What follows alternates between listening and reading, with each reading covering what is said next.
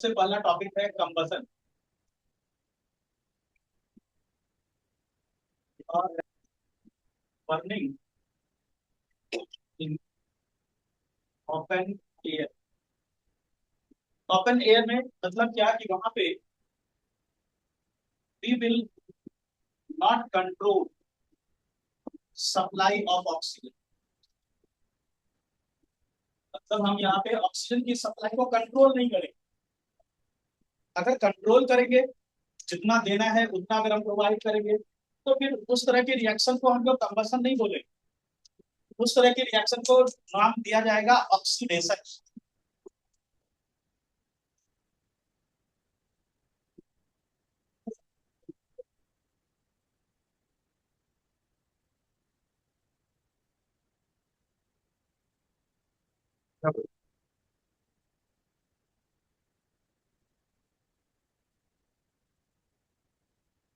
हम लोग बोल रहे थे यहाँ पे हम ऑक्सीजन की सप्लाई को कंट्रोल नहीं करें। अगर हम ऑक्सीजन की सप्लाई को कंट्रोल करते हैं तो उस सिचुएशन को हम लोग कंबसन नहीं बोलते, उसको हम ऑक्सीडेशन बोलते हैं। फिर उसका प्रोसेस डिफरेंट। ठीक है, तो यहाँ पे हम लोग यूज करेंगे अनकंट्रोल्ड सप्लाई। तो किसी भी ऑर्गेनिक कंपाउंड का जब अनकंट्रोल्ड सप्लाई ऑफ एयर में बर्निंग किया जाएगा, जैसे सपोज करो carbon. Carbon although organic compound नहीं है। मान लीजिए कोल। कोल की जब आप बर्निंग करोगे, कंबसन करोगे, बर्निंग एयर, तो यहाँ पे प्रोड्यूस होगा कार्बन डाइऑक्साइड। कार्बन डाइऑक्साइड के साथ हीट और हीट के साथ लाइट। लेकिन अगर मान लीजिए कार्बन के साथ वहां पे हाइड्रोजन भी है, अब जैसे ये कंपाउंड, तो इस कंपाउंड में कार्बन के साथ हाइड्रोजन भी है। जब आप इसकी बर्निंग करते हो, बर्निंग इन एयर करते हो, तो यहाँ पे कार्बन का ऑक्साइड तो प्रोड्यूस होगा ही होगा, साथ में हाइड्रोजन का भी ऑक्साइड प्रोड्यूस होगा और यहाँ पे वाटर की प्रोडक्शन होगी, साथ में हीट और लाइट की प्रोडक्शन हो जाएगी। इसी तरह से अगर आप दूसरा एग्जांपल लो, जैसे एलपीजी है।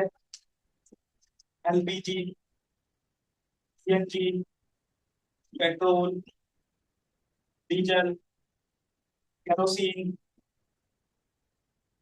जितने भी फॉसिल फ्यूल हैं, अगर हम इस फॉसिल फ्यूल को बर्न करें, तो इसके बर्न करने से यहाँ पे आप देखो, ये LPG, CNG, petrol, diesel, kerosene, ये सब के सब फॉसिल फ्यूल, या फिर आप वुड ले लो, कोल ले लो, ये जितनी भी चीजें हैं, इसको बर्न करने से सिर्फ कार्बन डाइऑक्साइड और वाटर ही नहीं प्रोड्यूस होगा। क्योंकि जितने भी फॉसिल फ्यूल है वो सारे फॉसिल फ्यूल एक्चुअली आ कहां से रहे? एनिमल्स की बॉडी से, या तो प्लांट की बॉडी से, या एनिमल की बॉडी से। तो क्या प्लांट की बॉडी में सिर्फ कार्बन और हाइड्रोजन ही होता है क्या, या इसके अलावा और भी चीजें होती है? होती है ना।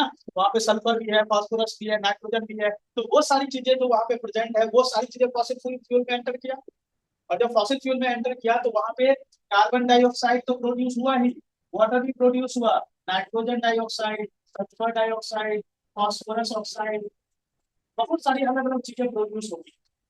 इसमें से कई सारे पॉल्यूटेंट्स ऐसे भी प्रोड्यूस हो सकते हैं जो कि काफी हार्मफुल होते हैं। तो उस तरह की चीजें भी प्रोड्यूस हो सकती है। तो इसलिए फॉसिल फ्यूल के कंबसन से इतना जो पॉल्यूशन क्रिएट होता है, उसके पीछे रीजन यही है कि वहां पे हीट एनर्जी प्रोड्यूस होगी, बिल्कुल सही बात है। और साथ में हीट के साथ लाइट भी प्रोड्यूस होगी। लेकिन इतने सारे पॉल्यूटेंट्स प्रोड्यूस होते हैं, जैसे nitrogen dioxide, sulphur dioxide, phosphorus oxide, ये सब कितने काफी पॉल्यूटेंट होते हैं, एसिडिक रेन क्रिएट करते हैं ये सब। तो ये तो हो गया एलपीजी। अच्छा, एलपीजी का मेन कॉन्स्टिट्यूएंट क्या होता है? तो का जो मेन कॉन्स्टिट्यूएंट होता है वो होता है ब्यूटेन। इसमें 75% ब्यूटेन होता है। और उसमें एक और चीज होती है, दैट इज आइसोब्यूटेन, और ये होता है 25%। एलपीजी का जो कॉन्स्टिट्यूएंट है 75% ब्यूटेन एंड 25% आइसोब्यूटेन। इसमें एक और चीज होती है, that is traces of ethyl mercaptan. अब ये इथाइल मरकैप्टन क्या है? देखो, ब्यूटेन और आइसोब्यूटेन, इसमें कोई भी स्मेल नहीं होता। इसमें कोई भी स्मेल नहीं होता।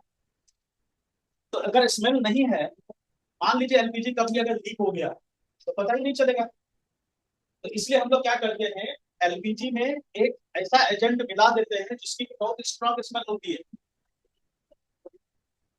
और स्ट्रॉन्ग स्मेल होने के कारण उसके लीकेज का तुरंत हमें पता चल जाता है।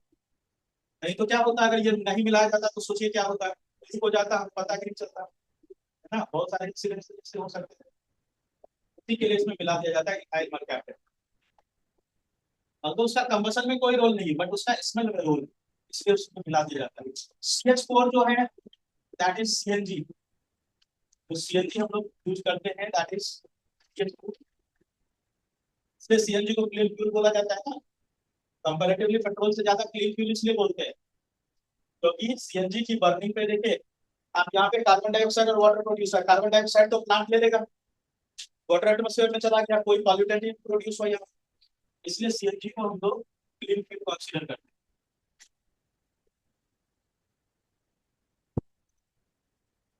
चलिए,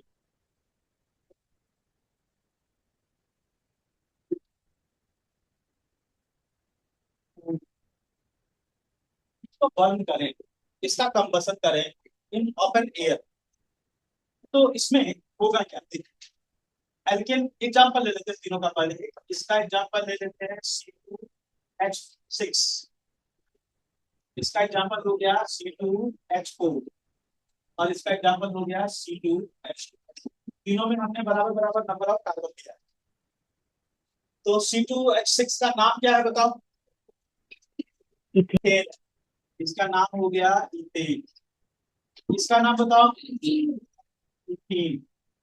और इसका नाम बताओ इथाइन। अच्छा, एनसीईआरटी में इसका एक और नाम लिखा हुआ है, क्वेश्चन भी अक्सर उसी से आता है, एसिटिलीन। ठीक है, ये नाम याद जरूर रखिएगा क्योंकि अक्सर इससे, इस टॉपिक से जो क्वेश्चन आता है वो एसिटिलीन वर्ड से ही आता है। देखिए, अगर यहाँ पे हम परसेंटेज ऑफ कार्बन देखें कि किसमें कितनी परसेंटेज है, परसेंटेज ऑफ कार्बन, तो यहाँ पे एल्केन में परसेंटेज ऑफ कार्बन देखिए कितनी है, C2 है। मतलब कार्बन एटम का मास कितना होता है बताओ, 12 होता है। एक कार्बन एटम का मास 12, दो कार्बन है तो हो गया 24 डिवाइडेड बाय टोटल, टोटल कितना हो गया 24 और 6 30 इंटू 100। कार्बन का टोटल मास परसेंटेज निकाला हमने यहाँ। कैसे निकाला, mass of carbon divided by total mass into 100, इससे आ जाएगा कार्बन एटम का मास। तो 6 से कट करें 4 टाइम्स और 6 से कट करें 5 टाइम्स, 20 कितना परसेंट आएगा, 80% मास है इसमें कार्बन का। इथेन में कार्बन का मास हो गया 80%। चलिए एल्कीन में निकाल के देखते हैं। 24/28 इंटू 100। चलो इसको निकाल के देखा जाए, 4 से 6 टाइम, 4 से 7 टाइम्स, तो ये हो गया 600/7। निकालो कितना परसेंट बस।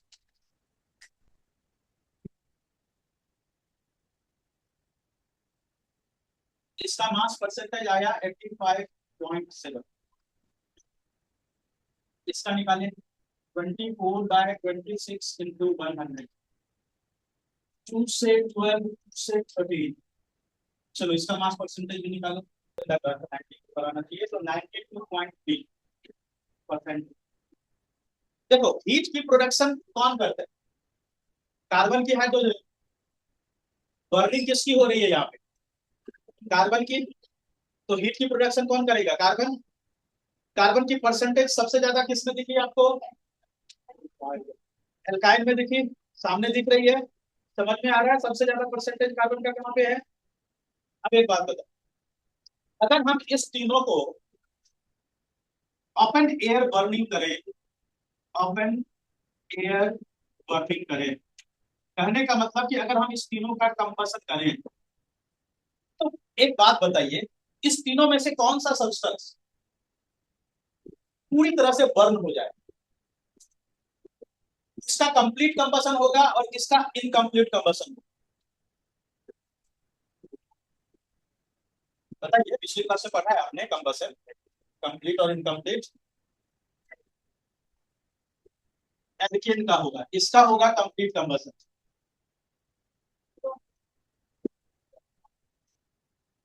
और इस दोनों का होगा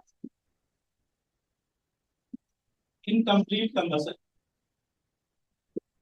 लेकिन क्यों इसका? हाँ, क्योंकि एयर में जो ऑक्सीजन की परसेंटेज होती है दैट इज ओनली 21, और ये 21% oxygen is sufficient for alkane to undergo complete combustion.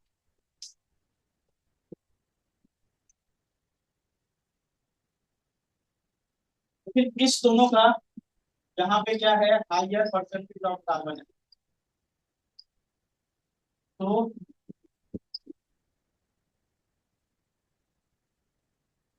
Complete combustion takes place. तो यहाँ पे इनकम्प्लीट कंबसन होगी इस दोनों की, और इसकी होगी कंप्लीट कंबसन। बात बताइए, भले इसका कंप्लीट कंबसन होगा, इसका इनकम्प्लीट कंबसन, लेकिन एनर्जी प्रोड्यूस कर सकने की कैपेबिलिटी किसमें सबसे ज्यादा है? एल्काइन में है। तो एनर्जी प्रोड्यूस तो ये कर सकता है सबसे ज्यादा, लेकिन जितना ऑक्सीजन चाहिए इसको उतना मिल नहीं पा रहा है। अगर हम इसको उतना ऑक्सीजन दे दें तो क्या होगा? तो इस तीनों में सबसे ज्यादा एनर्जी कौन प्रोड्यूस करेगा? एल्काइन करेगा। करेगा ना? ये प्रॉपर्टी का हम लोग यूज करें, कहाँ यूज करेंगे? इस प्रॉपर्टी का हम लोग यूज करेंगे वेल्डिंग मशीन। तो वेल्डिंग मशीन में हम लोग इसी का यूज करते हैं, एल्काइन का विद ऑक्सीजन गैस। वेल्डिंग करने के लिए एल्काइन को एयर में बर्न नहीं किया जाता, किसमें बर्न किया जाता है? ऑक्सीजन गैस में बर्न किया जाता है। क्यों ऑक्सीजन में क्यों बर्न करेंगे? हाँ, सो दैट कि वहां पे जितना ऑक्सीजन उसको चाहिए बर्न होने के लिए उतना मिल जाए, और उतना मिल जाए तो उससे फायदा क्या होगा? बहुत हीट एनर्जी प्रोड्यूस होगी। इतनी हीट एनर्जी प्रोड्यूस होगी कि that is able to melt iron also. इसके बर्निंग से आयरन नहीं मेल्ट होगा, उतनी एनर्जी नहीं प्रोड्यूस होगी, लेकिन इसकी बर्निंग से आप देखिए ना परसेंटेज कितनी, 12.3%, बहुत हायर अमाउंट है। ठीक है, और ये बनाना भी बहुत आसान है, एसिटिलीन गैस बनाना बहुत आसान है। तो इसलिए जो है, कार्बाइड होता है ना, कार्बाइड, नहीं देखा आप लोगों ने? कार्बाइड सुना भी नहीं होगा कार्बाइड।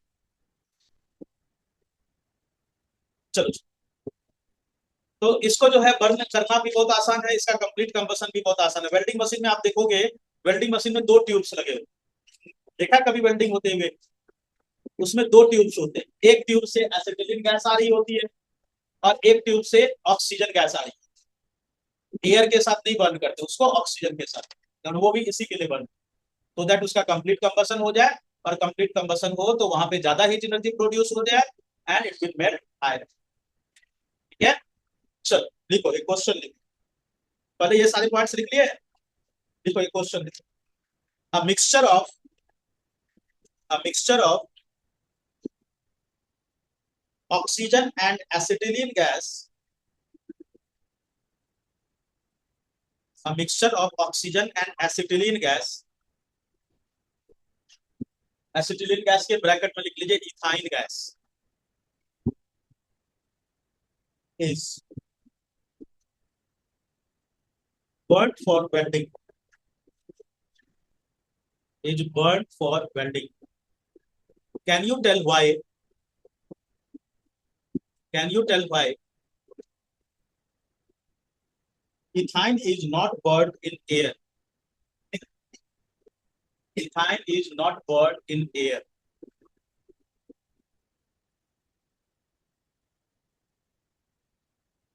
देखिए आंसर में लिखें, क्वेश्चन के साइड में वेरी इंपॉर्टेंट मार्क कर दीजिएगा। आंसर में लिखिए, ethyne gas, ethyne gas has higher percentage of carbon,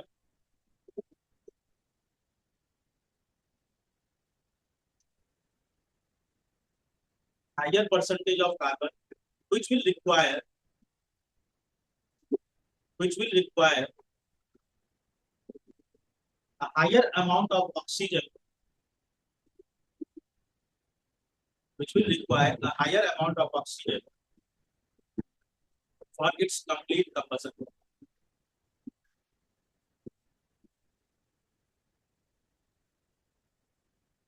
air contains, but air contains only 21% of oxygen. Air contains only 21% of oxygen, which is insufficient,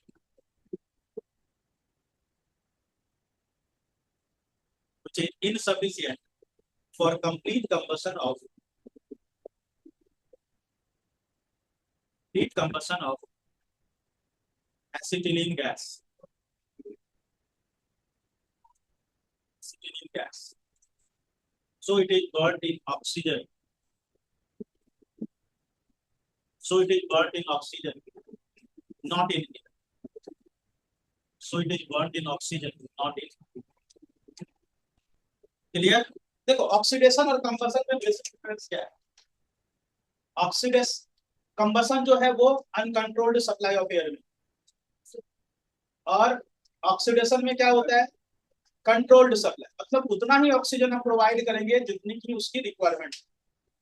ठीक है, तो oxidation reaction करवाने के लिए यूज ऑक्सीडाइजिंग एजेंट, हम लोग यहाँ पे यूज करते हैं ऑक्सीडाइजिंग एजेंट।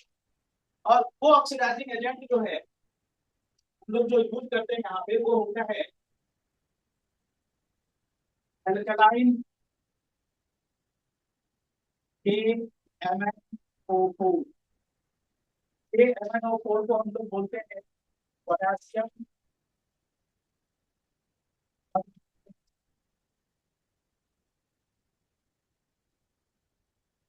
इसको बोला जाता है पोटेशियम परमैंगनेट। एल्कलाइन का मतलब NaOH के साथ हमने मिक्स कर दिया KMnO4, इसको बोला जाएगा, इस सॉल्यूशन को बोला जाएगा एल्कलाइन KMnO4। या फिर इसकी जगह पे आप दूसरा सॉल्यूशन ले सकते हो जो कि बहुत अच्छा ऑक्सीडाइजिंग एजेंट की तरह बिहेव करता है। ये होता है एसिडिफाइड K2Cr2O7। एसिडिफाइड बोले तो वहां पे हम लोग यूज करेंगे H2SO4, और H2SO4 के साथ हमने K2Cr2O7 मिक्स कर दिया, इसको बोला जाएगा पोटेशियम डाइक्रोमेट, पोटेशियम डाइक्रोमेट। अच्छा, एनसीईआरटी में इसको लिखा है, इसी को एनसीईआरटी में लिखा हुआ है क्रोमिक एनहाइड्रेज। तो कंफ्यूज मत होइएगा, अगर क्वेश्चन में एनसीईआरटी का जो क्वेश्चन है या फिर पेपर में भी आपको लिखा हुआ हो सकता है, एनसीईआरटी में है तो पेपर में आ सकता है। क्रोमिक एनहाइड्रेज, क्रोमिक वर्ड जो दिया गया that is taken from chromium. Anhydrase का मतलब होता है जहां कहीं पे भी आप कॉन्सेंट्रेटेड H2SO4 यूज करोगे ना, किसी भी जगह कॉन्सेंट्रेटेड H2SO4 यूज करोगे तो उसका काम क्या होता है? वो पानी को बाहर निकाल दे, और पानी को बाहर निकाल दे तो मतलब उसका काम एक्चुअली क्या होता है? डिहाइड्रेशन की तरह पानी को बाहर निकाल दिया। तो एनहाइड्रेज मतलब क्या? पानी को यहाँ से बाहर निकाल। डिहाइड्रेज एनहाइड्रेज लगभग एक जैसा ही। तो क्रोमिक एनहाइड्रेज मतलब एसिडिफाइड K2Cr2O7 या फिर अल्कलाइन KMnO4, बात एक ही है। इस दोनों में से कोई भी एक सब्सटेंस यूज करेंगे हम लोग, दोनों यूज नहीं करेंगे, दोनों में से कोई एक यूज करेंगे। इसका जो इस रिएक्शन का हमें जो यूज करना है, oxidise alcohol into carboxylic acid. Alcohol को हम लोग कार्बोक्सिलिक एसिड में कन्वर्ट करेंगे। Carboxylic acid is also called as alkanoic acid. Alkanoic acid भी बोला जाता है कार्बोक्सिलिक एसिड को। तो इसका एक एग्जांपल समझे। मान लीजिए हमने ले लिया इथेनॉल C2H5OH, इसको हम लोग बोलते हैं इथेनॉल। और यहाँ पे हमने यूज किया acidified K2Cr2O7 at 170 degree Celsius. इसकी जगह पे आप चाहो तो ले लो alkaline KMnO4 at 170 degree Celsius. तो यहाँ पे इथेनॉल से बन जाएगा इथेनॉइक एसिड CH3COOH। इसमें एक बात का ध्यान रखना आपको क्या है, जितने कार्बन का वो अल्कोहल था उतने ही कार्बन का कार्बोक्सिलिक एसिड बनेगा। अगर 2 कार्बन का अल्कोहल था 2 कार्बन का कार्बोक्सिलिक एसिड बनेगा। अगर यहाँ पे प्रोपेनॉल लेते हैं प्रोपेनोइक एसिड बनता, ब्यूटेनॉल लेते हैं ब्यूटेनोइक एसिड बनता। Number of the carbon atoms will remain same, number of carbon atoms will remain same. तो अल्कोहल और कार्बोक्सिलिक एसिड में number of the carbon atom same रहेगा। सुनो, होता क्या है, ये जो रिएक्शन है ना इथेनॉल से इथेनोइक एसिड, ये डायरेक्ट नहीं होता, इसमें एक इंटरमीडिएट कंपाउंड बनता है और वो कंपाउंड होता है एल्डिहाइड। एल्डिहाइड अभी के लिए इंपॉर्टेंट नहीं है, ये भी बता रहा हूं, लेकिन 11th क्लास का ये एक बहुत इंपॉर्टेंट रिएक्शन। मतलब इथेनॉल से पहले बनेगा इथेनॉल और इथेनॉल से फिर बनेगा इथेनोइक एसिड। बीच वाला स्टेप यहाँ पे 10th क्लास में आपके सिलेबस में नहीं है, बट अगले क्लास में ये आएगा। ठीक है, तो यहाँ पे अभी हम लोग पढ़ेंगे इथेनॉल से डायरेक्ट कन्वर्जन होगा इसका इनटू इथेनोइक एसिड। जैसे इथेनोइक करेक्शन कर लीजिए यहाँ पे, जैसे इथेनोइक एसिड या फिर acidic acid. Number of the carbon atoms will remain same in alcohol and carboxylic acid.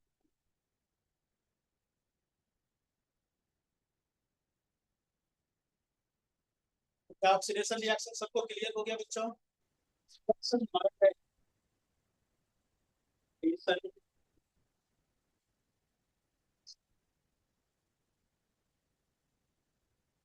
कौन से आएंगे बताओ? एल्कीन और एल्काइन आएंगे। एडिशन रिएक्शन इज पॉसिबल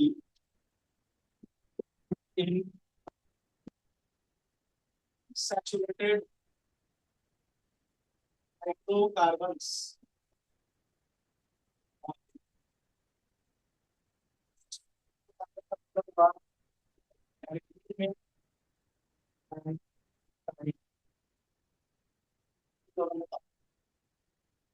तो जैसे मान लीजिए कोई एल्काइन, अगर इस एल्काइन को कोई मोनोवैलेंट एलिमेंट के साथ रिएक्शन करवाएं, मोनो मतलब सिंगल, वैलेंट मतलब वैलेंस, कोई सिंगल वैलेंसी के एलिमेंट के साथ अगर हम रिएक्शन करवाएं कोई भी अल्काइन, इसके साथ हम करते हैं इसको गर्म।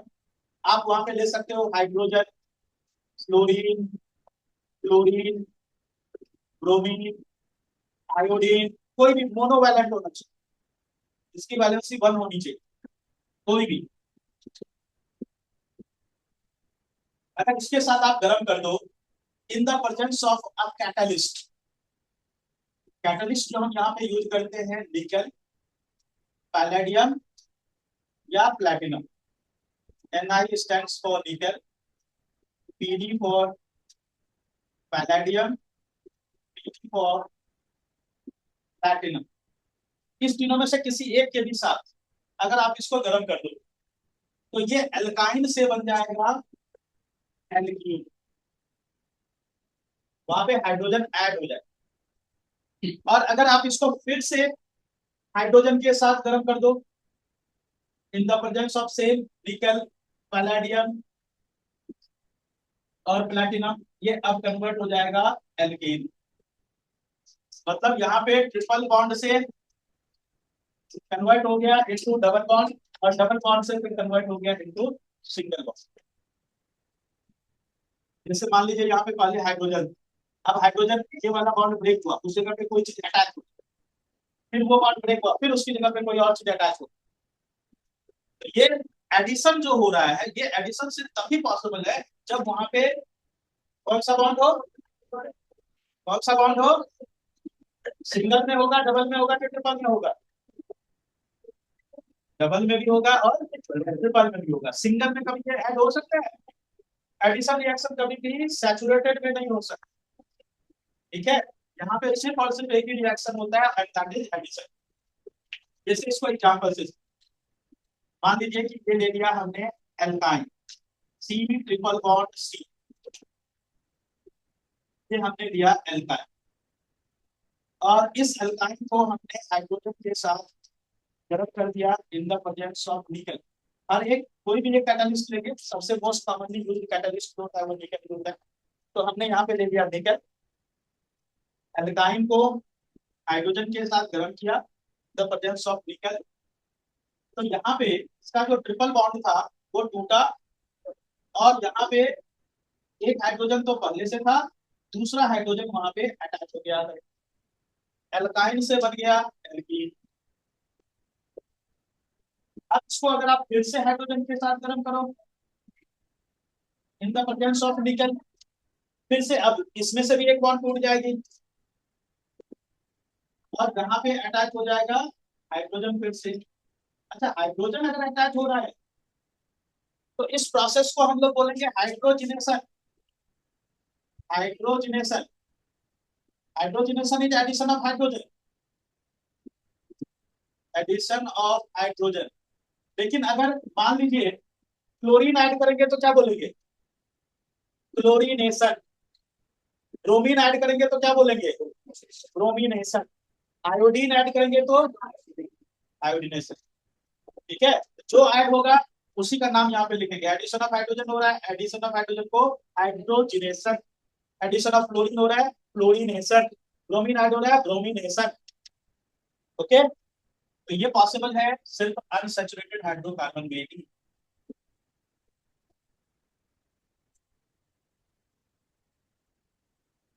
कमर्शियल एप्लीकेशन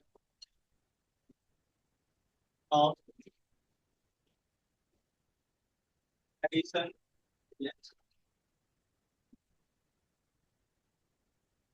क्या होता है to convert vegetable oil into vegetable, जिसको कि हम लोग मार्गरीन भी बोलते हैं। ये एक बहुत बड़ी इंडस्ट्री है, बहुत बड़ी इंडस्ट्री है जिसमें कि हम लोग वेजिटेबल ऑयल को हाइड्रोजन के साथ गर्म करते हैं in the presence of nickel as catalyst. Vegetable oil को रिप्रेजेंट करने का जो तरीका, double bond C, R, R dash, R double dash, R triple dash, ये वेजिटेबल ऑयल को रिप्रेजेंट करने का तरीका होता है। इससे आर जो है, R, R dash, R double dash, R triple dash, ये क्या शो कर रहा है, ये शो कर रहा है डिफरेंट अल्काइल ग्रुप्स। ये अलग अलग तरह के अल्काइल ग्रुप को रिप्रेजेंट कर रहा है। तो ये रिप्रेजेंट कर रहा है डिफरेंट अल्काइल ग्रुप्स। तो किसी भी वेजिटेबल ऑयल को रिप्रेजेंट करने का ये तरीका हो, ये तरीका हो। अब इस वेजिटेबल ऑयल को हमने हाइड्रोजन के साथ कर दिया प्रेजेंस ऑफ निकल।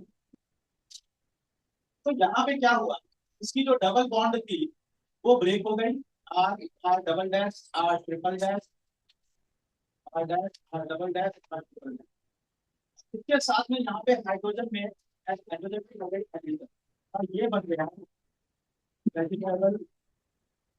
लेकिन ये कन्वर्जन हम लोग करते क्यों, पता है आप लोगों को ये कन्वर्जन क्यों किया जाता है, क्यों वेजिटेबल ऑयल को वेजिटेबल कन्वर्ट करते हैं, इसको आइडिया है इस बात का। वेजिटेबल ऑयल ज्यादा होता है, वेजिटेबल ऑयल में डेंसिटी ज्यादा होती है, इसमें होती है हाई डेंसिटी, इसमें होती है लेस डेंसिटी, लेस डेंसिटी। अब लेस डेंसिटी होने के कारण क्या होता है, इसमें बना हुआ जो फूड होगा ना वो बहुत दिनों तक खराब नहीं होता, बहुत दिनों तक खराब नहीं होता। लास्ट से 70 आ जाइए। तो जो मार्केट प्रोडक्ट्स होते हैं उसकी शेल्फ लाइफ बढ़ाने के लिए इसी में फूड प्रिपेयर किए जाते हैं, और ये अनहेल्दी ऑयल है,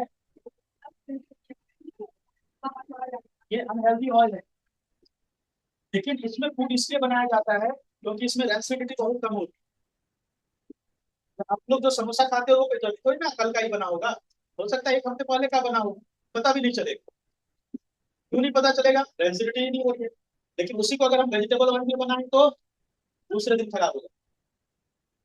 क्यों खराब हो जाएगा? देखो रीजन आपके सामने है, देखो क्यों खराब हो जाएगा। डबल बॉन्ड है यार, तो इस वेजिटेबल ऑयल में डबल बॉन्ड है तो क्या होगा? इमीडिएटली ये बॉन्ड टूटेगा, किसी चीज के साथ ऐड हो जाएगा, गंदी स्मेल आने लगेगी उसकी। ठीक है, तो ये हो गया हाइड्रोजनेशन।